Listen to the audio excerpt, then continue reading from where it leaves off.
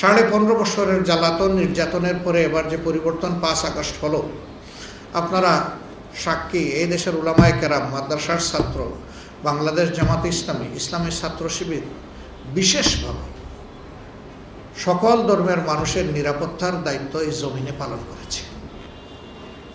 কেন? আমরা আল্লাহকে ভয় করি, দেশ এবং দেশের মানুষকে ভালোবাসি। এই জন্য আমরা চাইনি যে আমাদের দেশে কেউ বিপর্যয় সৃষ্টি করুক। যা হতে পারত, আল্লাহু আকবার, তার কিছুই হয়নি। তারপরেও চিটাপুটা যা হয়েছে তার 99 কারণ হচ্ছে রাজনৈতিক, এটা ধর্মীয় নয়।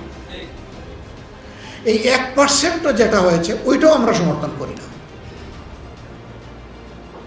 আইন কারণ নিজের হাতে তুলে নেওয়া সঠিক নয়, তাহলে সমাজে কোনো শৃঙ্খলা ফিরে আসবে না। আল্লাহ তাআলা আমাদের জমিনের উপরে রহমত নাজিল করুন, বাংলাদেশের উপরে শান্তির ফায়সালা দান করুন। দিন কায়েমের জন্য আমাদেরকে একদম কলবের সাথে কলব মিলিয়ে ওখওয়াত, উলফত এবং মহব্বত আল্লাহ তাআলা আমাদের মধ্যে বেশি বেশি করে দান করুন।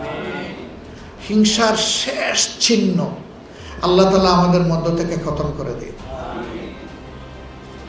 বিনয়ের বিপরীতে অহংকার, এই নাপাকি থেকে আল্লাহ তাআলার কাছে শতভাগ আশ্রয় চাই। আল্লাহ বিনয় দিয়ে আমাদের কলবকে পরিপূর্ণ করে দিন।